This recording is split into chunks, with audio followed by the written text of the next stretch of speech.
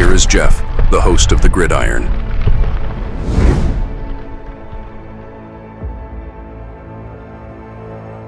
Fourth and goal to go with the 2. 34 seconds left to go in the ball game. This is the play right now. Takes the snap. Targeted goes in. Targeted all alone. And the quarterback keeps. Wow, what a call. Nobody touched him. Now here with this one here, right? This one, they got some fans in the stands there and all and everything, right? And this right here, you have no idea what game this is. This could be any game in the past, whatever, 5 years, 6 years, whatever. I mean, look at this dude right here, right? Look at him, right? Mr. Mara is Wellington Mara is his father, Tim Mara. They'd be turning over in their grave, right? I mean, it was obviously it's putting good quality football on the field, right? Yeah, but giving the fans, the support the team, right? Not only the fan support, but the financial support too. It was always huge, right? To Tim Mara, right? Mr. Mara now, but his father Wellington Mara, right? It was huge, right? The support of the fans. But I mean, I said you can just see these. That could have been almost any game last year, right? The fans looking like that. Well, apparently there was one guy here. He tried to, or he did. He was able to, right? Cancel his season tickets, and he got kind of like a threatening letter back from the Giants, kind of. But a Giant fan cancels his season tickets over a threatening letter from the team. Ending any long-term commitment isn't an easy decision unless you're a New York Giants season ticket holder, as it appears. A seasoned subscriber to the Giants season tickets recently found his account was canceled via what he deemed threatening correspondence after informing the team that he was not going to renew. Kenneth Lang, a longtime season ticket holder, posted a letter on LinkedIn announcing that he was not renewing his plan for another year. Lang said he had several discussions with the Giants sales staff to keep his tickets. After he stood firm in his decision, the team sent him a stern letter dated from June 2nd telling him his season tickets were canceled. In the letter, the Giants stated that Lang was in default of his season ticket holder agreement. Well, I don't know what that agreement that is. We are available to discuss how we can keep you as part of the Giants season ticket family so that you continue to enjoy the access and benefits that only our season ticket members enjoy.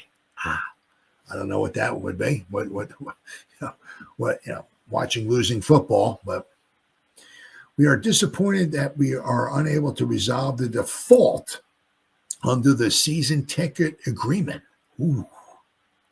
Therefore, this letter serves as our notice of termination of the season ticket agreement. We prefer not to take this step and ask you that you seriously consider our invitation to discuss your account for potential reinstatement. Ooh. Please see the enclosed letter from Giants Stadium LLC terminating that agreement. The Giants reserve all rights under the season ticket agreement and applicable law. The client wanted out of his contract, all of which renewal is optional. So he wanted out of his contract. The renewal it's optional, and the Giants send him back that letter that he was notice of termination of the season ticket agreement. We prefer not to take this step.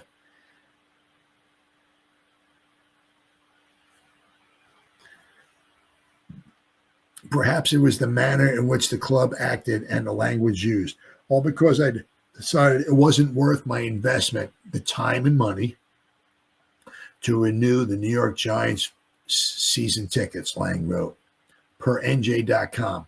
I had several conversations with sales reps leading up to this to send a threatening legal letter to try one more time to get me to renew. Well, Amy Matlins, let's just say this doesn't warm my heart. I guess Amy Matlins is the one who sent the letter. I don't know. I used to be able to justify this expense as a day with my kids. That's true. Lang continues, not anymore. Between the abusive fans, the hours it takes to get in and out of MetLife, and the prohibitive cost of refreshments, ridiculous. I mean, it's a joke. And that's not even talking about the product on the field. I mean, this may be a specific example, but if you're dissatisfied with a product or service, act on that.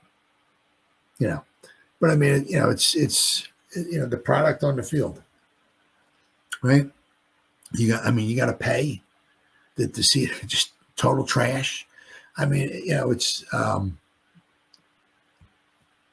it's really. I mean, I couldn't imagine what this stuff's going to be like in 50 years or so from now. I mean, you used to go there, and I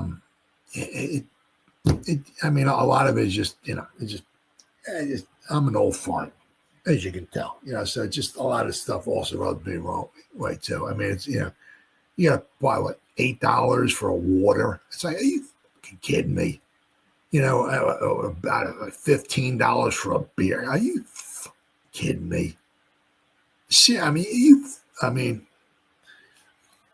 you got to, usually you had to go in there. I mean, whatever, 20 years ago, right?